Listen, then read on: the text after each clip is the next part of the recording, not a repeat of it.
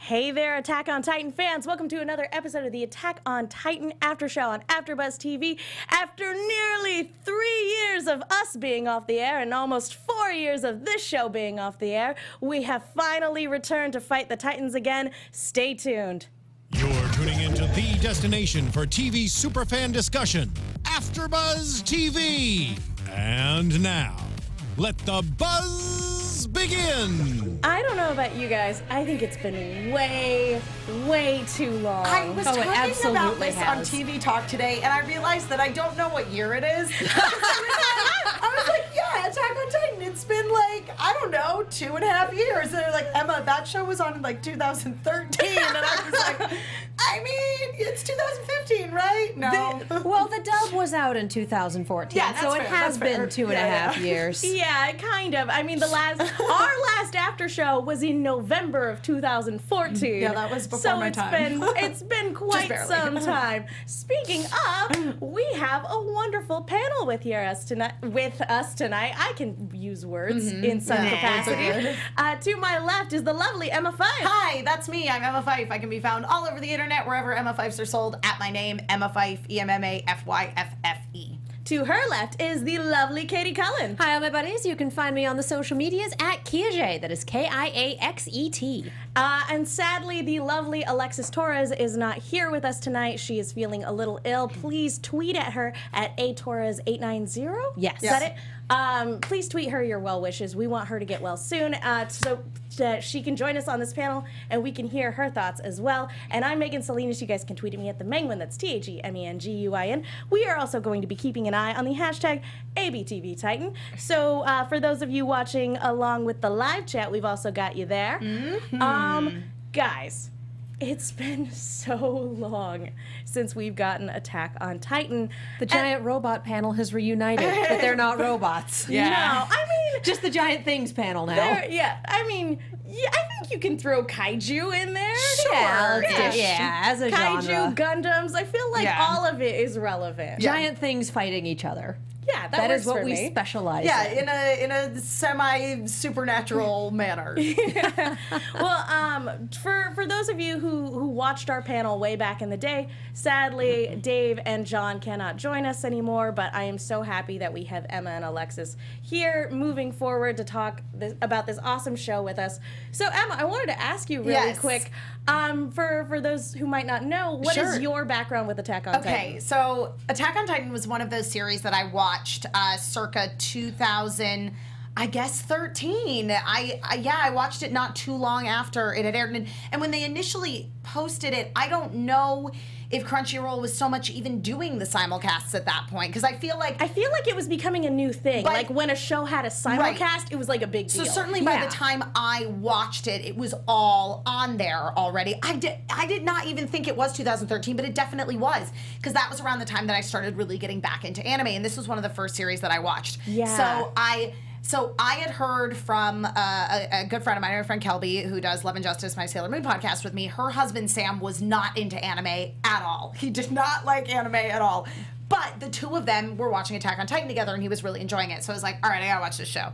So I watched the first episode, and I was like, I don't know what I'm into. That's pretty much everyone's reaction to the first episode, I think. So then I started watching Madoka instead. 3 episodes into that, I went, hello, darkness, my old friend. What did I get myself into?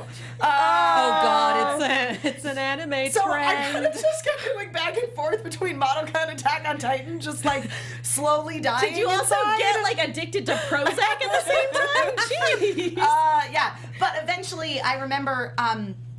For whatever reason, I think that it was like right after Halloween Horror Nights. I had started watching it probably like September 2013, and then I went home to visit my parents during a random like slow season at Universal, and I just binged the rest of it. And and I loved it. It was one of those things where at first it was like, I just really want to see some people like kick some ass. This is really sad, just seeing like all these people die. Yeah, also, in horrible ways. Like, and that has not changed. And I was like, also, Aaron's like really angry and incompetent, but like, and that has not changed. No, and I was like, but I kind of like Mikasa, and I kind of like all these other cadets that got introduced that now in season 2 are getting a little more character development. Yeah, so it's great. I am so excited about that. Yeah, so I probably watched all. So as I say, I was switching back and forth between that and Madoka for a while, and then I probably had maybe like I want to say 12 episodes or something left, and I like watched all of those like over the course of 2 days. So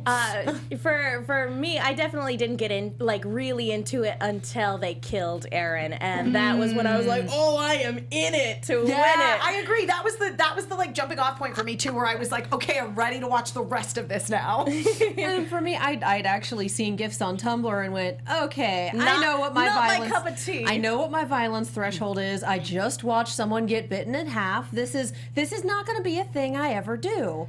And then we're sitting in the same room, and she's watching it with her headphones on, and she just starts laughing. I'm like, what are you watching? Attack on Titan. Really? Yeah. And it's Titan Eren punching himself in the face.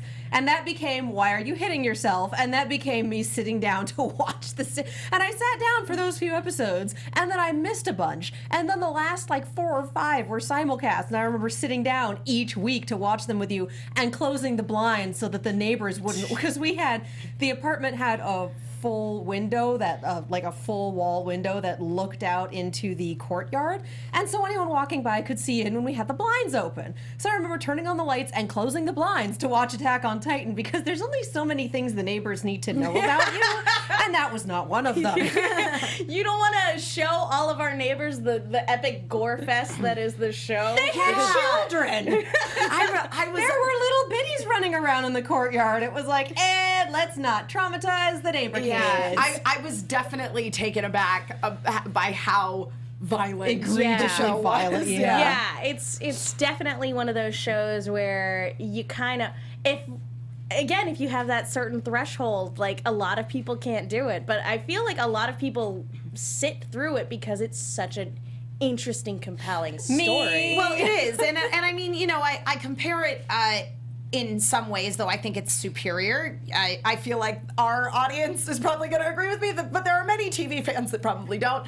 But I compare it a little bit to Walking Dead. Yes. From the point of view that it is very much, well, yes, the Titans are in it. They're definitely a big part of it. But a lot of it is kind of the exploration of, like, what becomes of humanity when society is kind of collapsing. Yes. Well, and like Walking Dead, 2 or 3 people have plot armor, and everyone else is kind of like, well, that was where a lot of the early Walking Dead comparisons came for the comic and the anime, was because much like Walking Dead was a couple years ago, it would get you really invested in these certain characters, and then it would unceremoniously murder them, and you would be left in such a state of shock.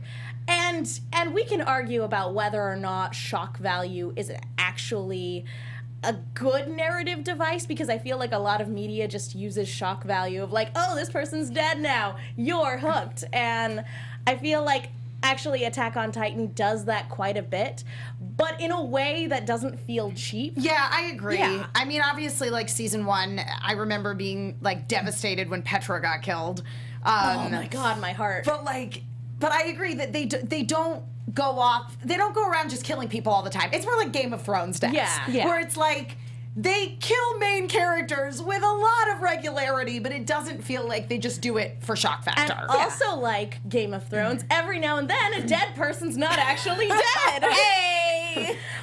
So unless it's the TV version. Speaking of, I feel like that's a good point to start talking about these 2 episodes in particular. Real quickly, because chat's talking about the manga, I think we need to lay down the spoiler We do. moratorium. Guys, not everybody on this panel has read this portion of the manga. So we would like to ask you to be very courteous and not leave spoilers for the manga in the comments section of our video. We love your enthusiasm, and I definitely during the wait, I certainly couldn't wait. I read a little bit ahead.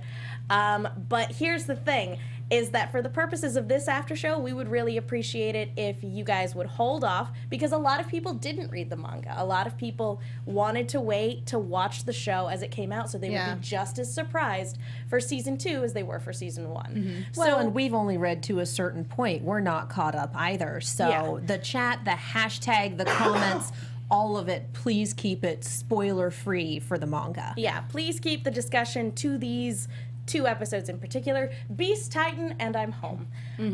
So yeah, talking about the Titans, I like that we pick up not exactly where we left off, because where we left off was kind of in epilogue mode up until that twist, you know, that very last teaser where you see the Titan in the wall. Right. I like that we have a little bit of time overlap with this episode to pick right up from that moment where they discover the Titan in the wall. And I want to ask, what was the reaction when you saw the Titan in the wall and then had to wait 2 years to figure out what happened? Well, there was definitely someone on, I believe it was either Twitter or Tumblr, where the episode break for that episode was that wall of text that was that in-world fable. Yeah. And someone screen capped that and typed the whole thing up to read. And I remember hunting that down and reading it. Couldn't tell you what it said. It was years ago. But I remember hunting that down, reading it, and then talking with people and being like, guys, why are there Titans in the wall? And they're like, read the manga. And I'm like, I don't want to. Yeah. Yeah, I mean, again, this show, I actually was talking to somebody the other day who was saying that she was going to wait until this whole season was out because she can't handle the cliffhangers. They leave you on every single episode, or in this case, it was like a 5-year cliffhanger. Yeah, I mean, it was definitely like, but at the same time, okay, yes, obviously, yes, it's shocking, but this show does stuff like that all the time. Yeah. So for me, I feel like I'd almost become desensitized, where I was like, all right, cool. There's another like crazy apparition of a Titan just like Titans chilling in the wall? Why not? Yeah. Makes sense to me. Yeah. I love that this is just the day that doesn't end. Yeah. Yeah, this has been... And This day has sucked. this day has sucked for literally everybody, and we haven't even gotten to the part where we, Where it rewind to sucks for 12 hours literally earlier everybody. Yeah. and find out what's happening with the rest of the Survey Corps, Yeah. or at least the 104th. Yeah. Well, yeah. So this is just a really, really sucky day for literally every single cast member this show has. For me, I think the most shocking thing outside of there actually being a Titan in the wall, because then you start like theorizing of like, oh, what does this mean? How does this play into the society? For me, the more shocking thing was that the priest of all people, Pastor Nick, Knew about it. and was willing to die to take the secret with him to his grave. Yeah. Yeah, the fact that he called that bluff was like, wow, that is not something I was expecting an NPC to do. Yeah, because he 'cause basically was an NPC before this Prior moment. to this, anybody who worshipped the wall is just kind of one of those people you shrug and like, they're the crazy cult people that are just kind of weird and yelling about stuff. Yep. Well, and did you notice when he was getting dangled over the wall, he didn't ask the wall to save him. He straight up went, all right, God, you and me. You and me. Went past worshiping the wall and went, all right, big guy, we're doing And this. speaking of, in both the new opening and in the ending, I feel like there's a lot of, there's always been a lot There's of a religious... dinosaur? We should talk about that. But there's a lot of religious imagery in both the new opening and the closing, where especially in the ending, I'm having a lot of trouble deciphering it and what it could mean symbolically and what it means for the narrative. Oh, I think the ending is just purposefully esoteric. I think would it hope is so, meant, because I can't make any sense. I think it is meant to drive us straight up one wall and down the other. At this point, I might be eating those words by the end of Mission the season. I accomplished. don't Yeah. know, but I think it is purposefully meant to be very, very esoteric. Yeah. Go ahead. I fast forwarded through the ending. So I really wanted to get to the next episode. That's fair. That's fair. I mean, feeding the dead guy to the children was the point where I was like, yeah, all right.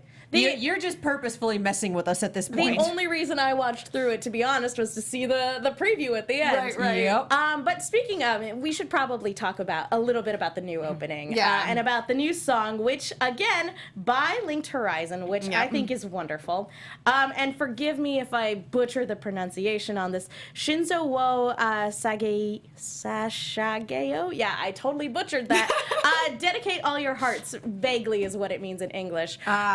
What did you guys think of Linked Horizon coming back for the new opening? Come on, they Yes, had good. to. They absolutely had to. When you have something that works, you keep it. Yeah. I love that this is a sister song to not only the original opening but also Wings of Freedom. That like there are bits where you're like, that's from Wings of Freedom and that's from the first one. Yeah. And this is completely new for this song. Yeah, I mean, I think that's one of the things that overall Attack on Titan does extremely well is its entire score is composed in a way that like pretty much all of the background tracks link together in some manner or another, and they certainly do that with their opening themes as well. Yeah. Which just kind of adds to this sort of overarching sort of Lord of the Ringsian epic. I kind of feel. Oh, go ahead. I can't wait for the last season because I'm sure that theme song is just going to be samples of every other theme song we've had at that point remixed together. Yeah. It's basically going to be Rockefeller Yeah, Cake. I'm curious to hear the full version of this song because Me if you too. listen to the full version of Flügel der Freiheit, like it has stuff from the first opening in it, like literally the chorus of the it's first opening is in it. beautiful. It's so amazing. so beautiful. And yeah, so I can't wait until a full version of this song is released. I looked for it earlier today. If it's available, it's certainly not available in the U.S. yet. But I Chat, can't- if you found it, please send send it it to our us. way. please put a link in the hashtag ABTV Titan. Because I looked. Please send it to me. And we're all just like, we need it. We need it now. I will say that I think I prefer the visuals from the previous two openings, though. I Yes. like the visuals from this one, and I even kind of like the the getting ready for battle sort of motif. But the thing that really threw everybody off, I think everybody on this panel, were the dinosaurs. Why are there dinosaurs? And I mean, I'm kind of getting the symbolism, like when we flash from animal to animal to animal, and we have all of those images of two animals, usually predator and prey, in some sort of combat, and it shows where the physical heart would be in each creature, and it goes really, really quickly. And then we got to that montage of the Beast Titan running with silhouettes of animals, and we see all the hearts in them. So I can kind of see where we're going symbolically. That doesn't make it not and weird. It's the same thing with the with all of the new Survey Corps members, all of the cadets. You know, the top 10 that we've grown to know and love. You see all their hearts, and then when Eren turns into a Titan and he's fighting the armored Titan, you see both of them having hearts as well. Yeah. So there's a lot that you can read into with all that. It's still real weird to see dinosaurs. Just a Parasaurolophus running by. Well, Like, all right, and that's even cool. Talking about the ending again, it's really weird to see Titans coming out of the sea. So I feel like in this season we're gonna get a little bit more of the outside world, or because Wall Rose has been breached, more of the outside world is going to be seeping into into the walls. Yes. On the topic of things being weird and changing, Chaos 13212 says, "Was anyone else freaked out when the Titan started sprinting?" Real weird. Yep. And It's always terrifying when a Titan does something abnormal. yeah, well, and Hassan says it was like really creepy the way that their bodies contorted when they were running, which I totally agree with. It was definitely that moment of like when, again, like to bring it back to sort of zombie fiction, when you have like zombies that don't just kind of amble, like when you have sprinting zombies. when all of a sudden Half of Z Nation. when you realize you're watching 28 Days Later instead of Night of the Living Dead, you're like, whoa, what happened? As long as it's not the Zack Snyder Night of the Living, or Dawn of the Dead. Those guys definitely ran. Yes, those guys they definitely really ran. Well, and Chaos asking, they've only just run before. No, I remember having one Titan that just kind of leapfrogged. They've run before. Yeah, they've done some other There are weird plenty stuff of Titans before. that have run, but the thing about it is that They were always running. They always refer to a Titan that does something out of the ordinary or unexpected as abnormal because they are such shambling zombies. When one all of a sudden darts from where it was to a completely new location, seemingly for no reason, again, or leapfrogs up out of nowhere, that's a sign of a Titan doing something abnormally, which is unexpected. You expect a Titan to shamble and go to wherever humans happen to be. You don't expect one to just do a 90-degree angle and start running at you. And the fact that, all of them? We had 6 or 9 in this Several herd, of and them they did all it started at just once. sprinting. Yeah. Like, That was really out of the ordinary, and I think with what we see there, and what we see later in the episode, we can kind of postulate that maybe some of the Titans, like this Beast Titan that we see, maybe have a little bit more of like a psychic sway over other Titans. Well, I we have no already idea. knew that the female Titan could call other Titans, so... But it's one thing to attract them with a call, and it's a completely different thing to be able to actually order them around. Well, When and we- it could speak, and that's when we new, see so- this Beast Titan, it speaks English. Yeah. And it's the weirdest freaking thing seeing a Titan that takes on more animalistic characteristics than human characteristics. Well, and it's especially shocking that the one that looks more like a primitive animal is the one that has like a very thorough command of speech. To the point that it can communicate in fully formed sentences, not only with human beings, but also, as you say, seems to hold some sort of sway over other Titans. And like you do have this moment with the Beast Titan where, you know, he goes after the horse and he throws the horse, obviously. I was so mad at that. Like, how dare you? That's a perfectly good horse. Yeah, I definitely saw that coming. I mean, well, like, yeah, he's but it doesn't make me walking any towards less where mad. the horse is coming. It's you can see it coming, but in true Attack on Titan fashion, you don't quite expect it to be as spectacularly awful as it is. Yeah. The animation in the show, when It it is chooses to be, glorious. is absolutely stellar. Yeah. Well, Even this when is it's also depicting terrible things. a Titan that understands the concept of language, because that moment of, I'm pretty sure we speak the same language. Why aren't Yeah. you saying anything? It's like, okay, this is some higher level thinking poor going Mike. on here. Poor Mike. Oh, Mike. Oh, we hardly Oh, knew that ye man. random guy who smelled people, But and that was his I characteristic. will say, in regards to Mike, though, I felt like in his interaction with the Beast Titan, like there was a moment where, like, if he had just, like, let well enough alone and let the Beast Titan to me felt like it was a creature that was trying to learn. Yes. And then when he left Mike, because he left him, he wasn't going to kill him.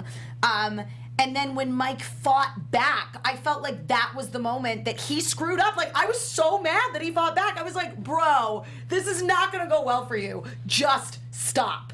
I honestly think that the Titans would have set on him the moment the Beast Titan was out of range, regardless. I kind of agree with that. I feel like Mike was screwed from the get-go. I feel like there's a chance he could have bought himself some time if he had engaged in, if he hadn't been so scared, that if he had engaged in conversation with the Titan. Because Titan speaking, I feel like there was a bit where a Titan spoke in one of the OVAs, like the Levi OVA, where we get one instance of a Titan speaking and somebody recording it down. But outside of that, there's never been any record of a Titan speaking, let alone So one, eloquently. Right. Well, and that's I think sort of to my point is that like there's clearly a creature here that possesses a learning capability that is far superior to anything we've seen thus far. He recognizes that the ODM gear is what allows him to be able to maneuver and fight Titans in the way that he does. And he recognizes that, oh, you have swords. That means you know exactly where we are. Right. That's so You interesting. know that we reside in the nape. Yeah. Which, is he talking about all Titans? Who's or is we? he talking about simply smart Titans like Annie and Aaron? Right. And didn't he also say, like, he picked up the ODM gear and said something along the lines of, I'm bringing this back? He did. he said did. he was Back where? Why? We don't know. Where? To Yep. whom? For what reason? Well, Blah. and that's the other thing is that we can assume that there is and we can assume this too just based on, you know, the fact that Annie was a traitor, that there are a group, there's some sort of organized group that is coordinating these attacks in a way that I don't know, but yeah, I'm having a hard. We know that human Titans are man-made. We got that from Aaron. Aaron is man-made. Yes, Yeah. he's definitely man-made. Yeah, but we still don't know whether something like this is a natural abomination. There's still lots and lots of questions and lots of room for speculation. Yeah. And we still don't know the extent of these creatures' abilities either. Like, if he has sway over Titans, is there more that he can do? And like, certainly again, his capacity for knowledge too. Like, how inventive is a creature like this? Yeah. E.g. Nizuma in the chat said it was in the Ilsa Diary OVA, not the Levi one. That there was the talking Titan. Okay, Yeah. yeah. I knew it was in one of the It was in one of them, OVAs. exactly. So thank you for that clarification. Thank you. I recommend at least watching that scene because it is much like most of Attack on Titan. It is horrifying, but it's really good. And yeah, poor Mike. But yeah, I feel like if he had just talked to the Beast Titan to buy himself a little bit of time, he might have been able to at least get to a point where he. I don't know. I was just. Can you do me a favor and put me back on the roof? I was just mad that, and I mean, and I understand why, because again, it's like, because so much of Attack on Titan really is about like the dissolution of humanity and like people's ability to function as like rational human beings.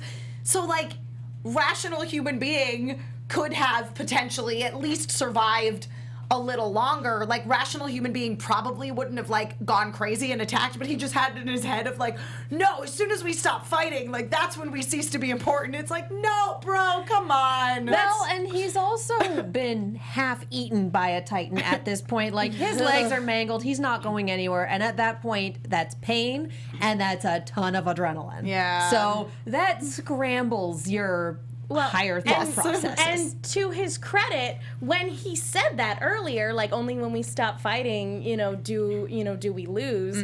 That, I mean, it was what his subordinates needed to hear in that moment, and that's like the core value of the Survey Corps or the Scout Regiment, whatever you want to call them. I call them the Survey Corps guys. because that's what it said in the Crunchyroll translation. Yet my shirt says Scout Regiment. I know. So really, no one knows. Maybe we just kind of Kanye shrug at Crunchyroll translations because they do fun things sometimes. I like what the abridged series did. This is Survey, Recon, Legiment, or something like that. They just mushed all the names together. I love the abridged series spectacular. so much. But while we're talking about what's happening here, we also get to some of the neighboring villages. Right. Well, and also before that, we have everyone from sort of like Aaron and Mikasa and Armin's cadet class. Like everybody else is still alive. Everybody who wasn't in the interior to take part in the plan to capture Annie. Right. All of them were shuffled away to this little corner. And they've essentially been put under house arrest. You're in plain clothes. The people around here, they're fully armed, but they're watching us. And you have to give credit to Reiner. He's the one that like notices like, guys, this doesn't feel right. Yeah. We're not allowed to train. We're in our civilian clothes, and everybody else is in uniform and has their weapons ready. What is going on? Yeah. And the idea is that there was not necessarily a 100% chance that Annie was the Titan. There was always the chance that it was going to be somebody else. So they like shuffled everyone else away so that in the event that she wasn't a Titan, they at least had their pool of other candidates. Right, but also here is my problem with that. And they didn't really think this through because they're all sitting there and they are not armed or anything. If one of them was the Titan, they don't need their gear. They really don't. They literally would just turn into the Titan and wreak havoc on everybody. So you probably want to arm the rest of them so you can potentially fight. But at that point, the jig is up. Yeah, but I'm saying, like... Speaking of, does anybody think it's a coincidence that Wall Rose was breached the second the inside man was compromised? No, of course not. No. This is a coordinated effort with very, very smart opponents. And I like that Bertolt and Reiner are playing chess because that's essentially what's happening here, is we have one side, moving pieces, and it sucks so badly that, like, there isn't some sort of instant communication device. What is happening? You know what? We'll help you sneak out to see your family because it gets us out of here and we have an excuse. Guys, send a raven or something. Come on. Guy riding by horseback takes a long time. Yeah. There's a lot of square kilometers, mileage, village, whatever you want to call it. There's a lot. Kilometers. It's a lot of They're in ground. Germany, Yeah, so. so kilometers. Yeah. I think they're just in Europe. Yeah, let's be real. Those 3 walls are most of Europe. That's true. That's true. Yeah. But most of the names are pretty German. Yeah, So. Yeah. This section is definitely super German. But yeah, so we split everybody up. We have Connie, Bertolt, Reiner, and a couple other people going over to Connie's hometown because the Titans came from the south. And just the I know the area. That's where my. I mean, you know there's trouble when both Sasha and Connie are like, yeah, my village is around here. How interesting from a narrative perspective Yes. that you would point that out. So you mentioned earlier that this season is really exciting because we get to see development from these seemingly ancillary characters that we've grown to know and love over the first season. And we get to see development from them because we knew they were going to be important. Right. But when people like Well, I Marco mean, they died, didn't kill him off, so. they didn't kill them off. I mean, you know, somebody like, you know, you can love one of these characters and then, you know, they could end up like Marco. Oh yeah, no, absolutely. I mean, there was a little part of me that going into episode 2 when they went back to Connie's village at the very end, I was like, Connie may not make it past this episode. No. But that needs to be our thought process going into every single episode. Like, well, they could die Well, today. let's talk about Connie going home before we get into Sasha's story because he has a mom and a dad and siblings that are in this town, and the town is just completely devastated by the time they get there. And he runs straight to his house, and there is a half-formed Titan inside the house. You know, again, What's left of the house. Crazy. nobody else is in the town, and There's if no you look- way it could have walked there. The torso is about the same size as its head, well, and and it's the got way- spindly little arms and legs. the way that it formed, it came from inside the house. Yeah. Like if you look at the way the house is collapsed in on itself, this Titan came from inside. the Titan is coming from inside the It house. literally had no way of walking. It had T-Rex arms and like the same thing for legs. Which Yeah, the head is the only thing that's really Titan-sized, and the rest of it is just I have a big head and little arms. I don't think this was very well thought out. Yeah. and I mean, not to delve into predictions so early, but did you get a look at the Titan's eyes? They were bulgy, that's all They I were remember. if you look at the color of the eyes, it's very similar to Connie's eyes. Titan coming from inside his house with his eyes. I don't think this is a good thing for Connie Didn't in we any get a picture of capacity. his mom and dad? We did very briefly. Yeah. Point being, I don't think this ends well for Connie. No. Again, it was the last thing in the episode. This is what they do every freaking episode. Cliffhanger. Ugh, it's the worst. But yeah, let's switch back over to Sasha because Oh my God. I actually do want to one other thing about Connie. I love that his motivation for becoming a soldier was to basically prove everybody wrong. They because- told me I couldn't. Please be there so I can rub it in your faces. I need to gloat. Yeah.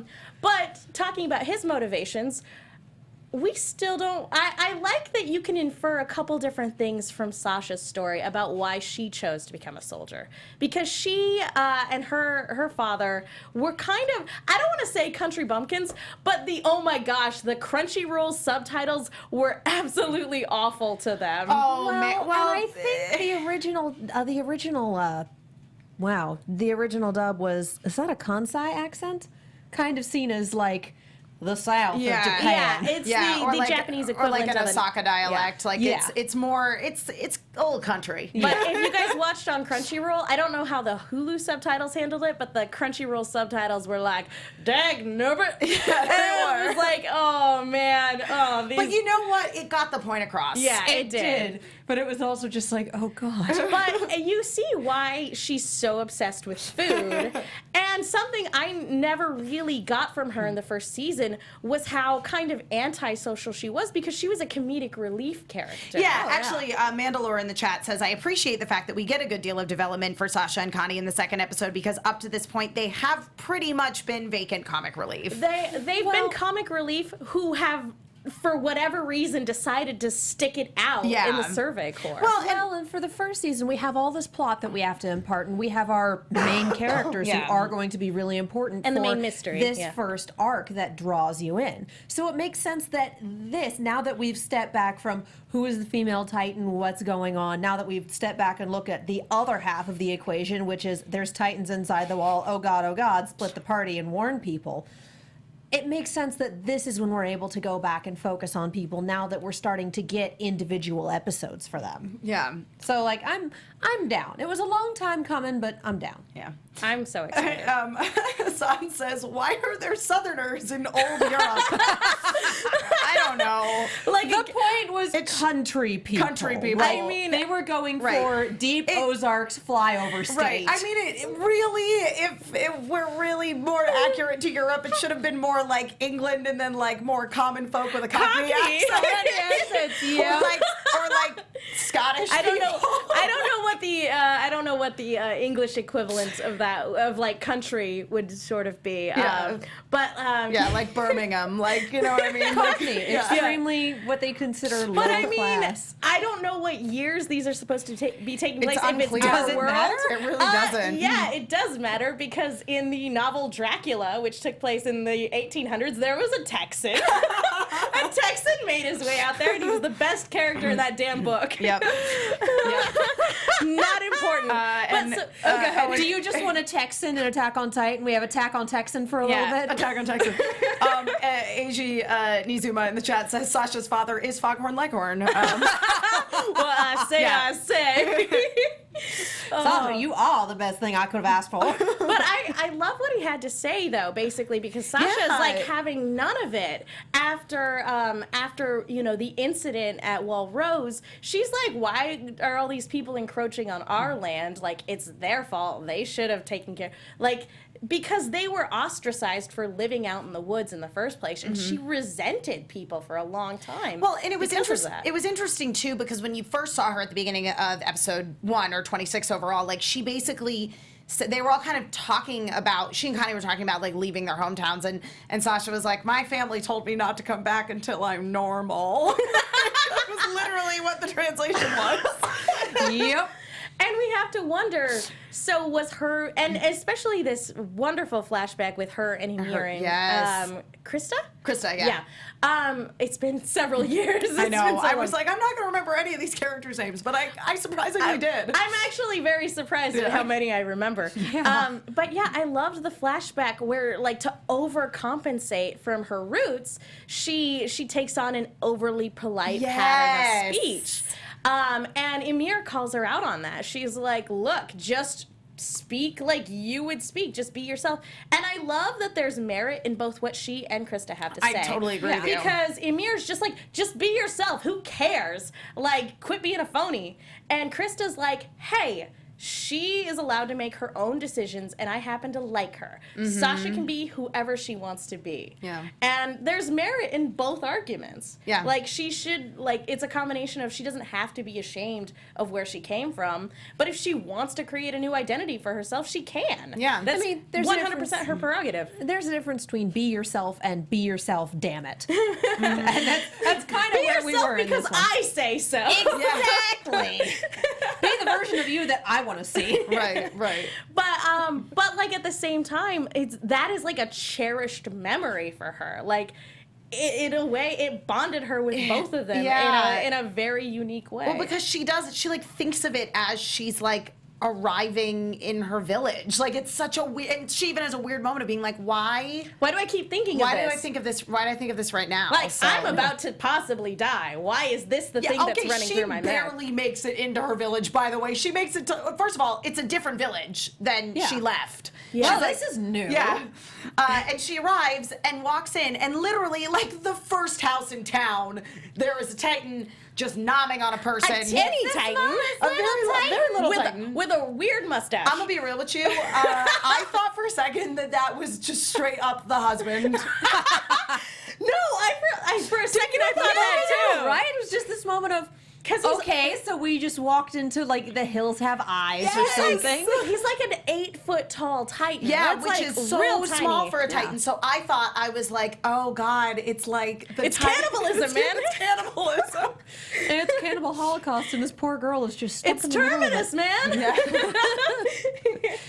Yeah. But like, I love though when it turns, and I feel so bad for her because even though this is like such a serious moment, Sasha still finds a way to still be that really like comedic character, but it's not funny. When the Yeah. axe flies out of her hands, like they could have played that up for laughs in a very anime way, and they don't. Instead, She we're all sitting here screams in going, terror. Yeah. And the whole audience is like, oh no, no, you need that. And when the horse runs away too, she's like, "Oh, you got to be kidding me!" That could have That been was played scary. for laughs too. Yeah.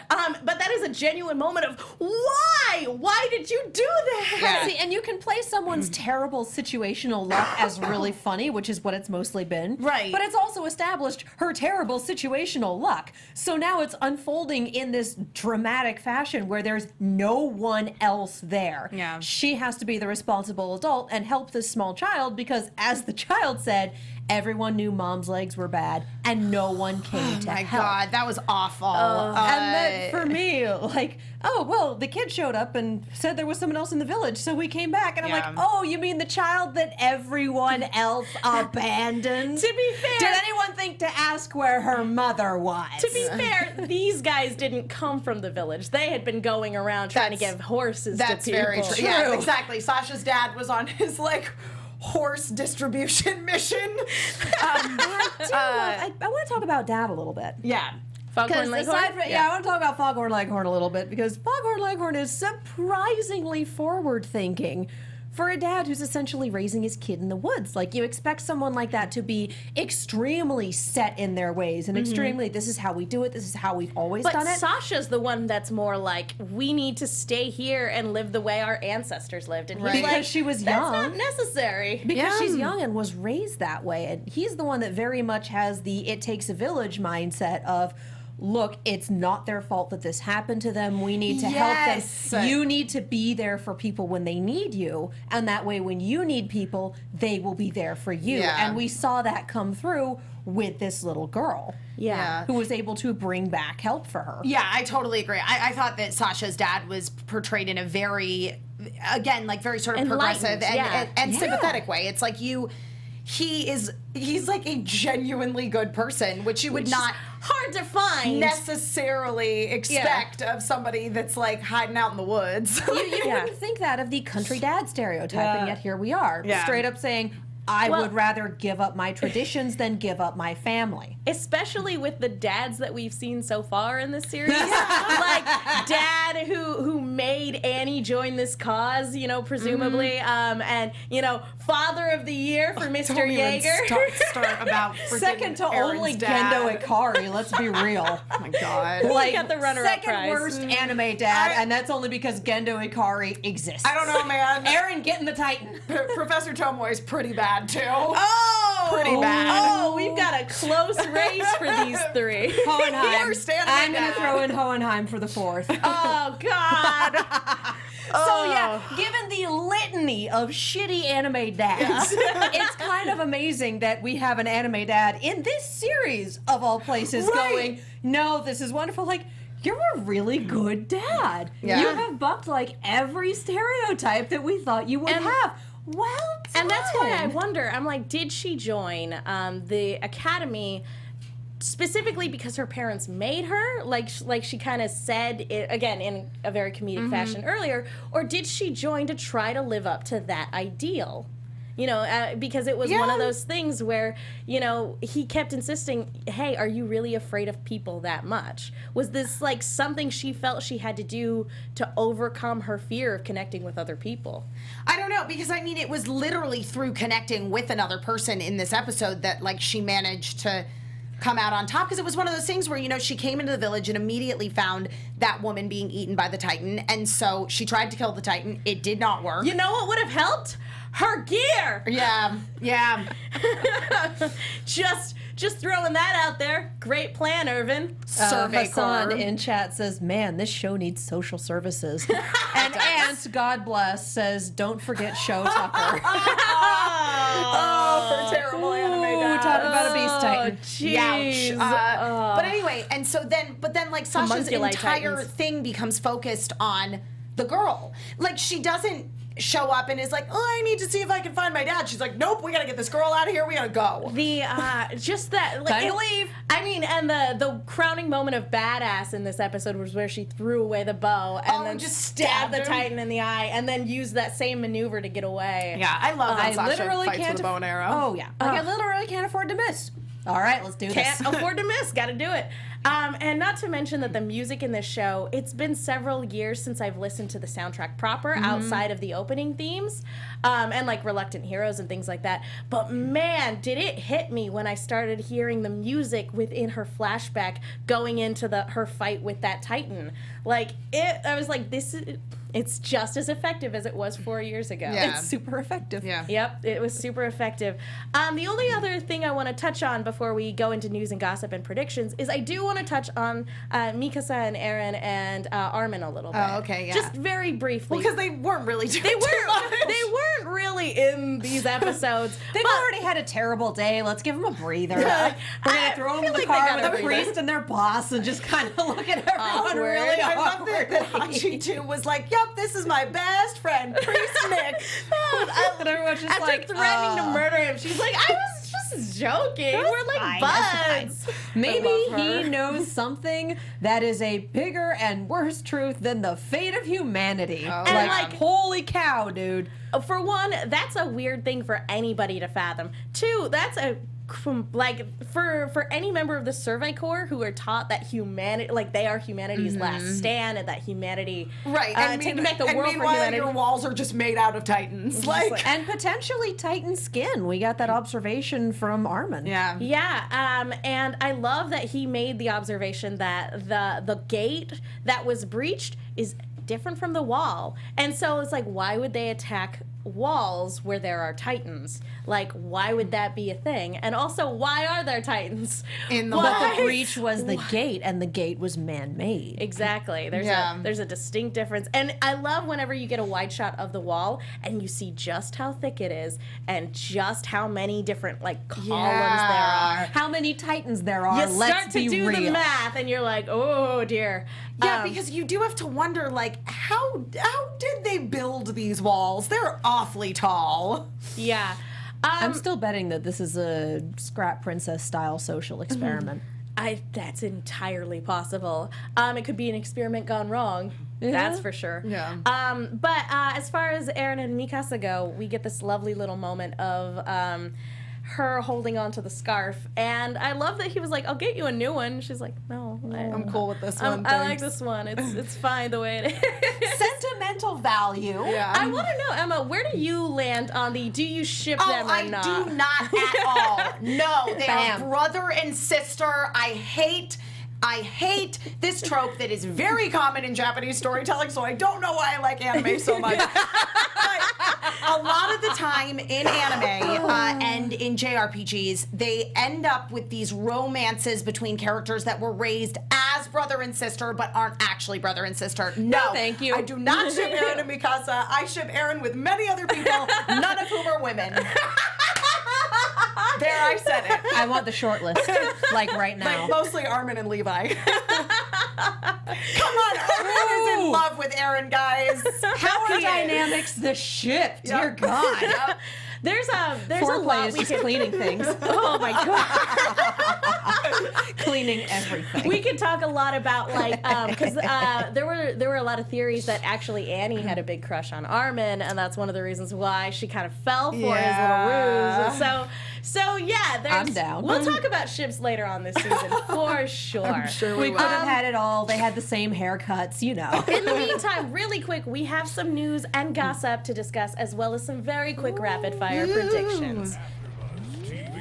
So, as we alluded to, I think earlier in this episode, we are only getting 12 episodes this season, and I feel like we could devote an entire 20-minute discussion as to why that is. But the long and short, as far as the rumor mill goes, is that the reason for that is one. We have a very small studio that has been working on Attack on Titan. Mm-hmm. 2, they had to allow the manga to get to a certain point. 3, they've been working on a lot of other Attack on Titan properties, a lot of stuff like that.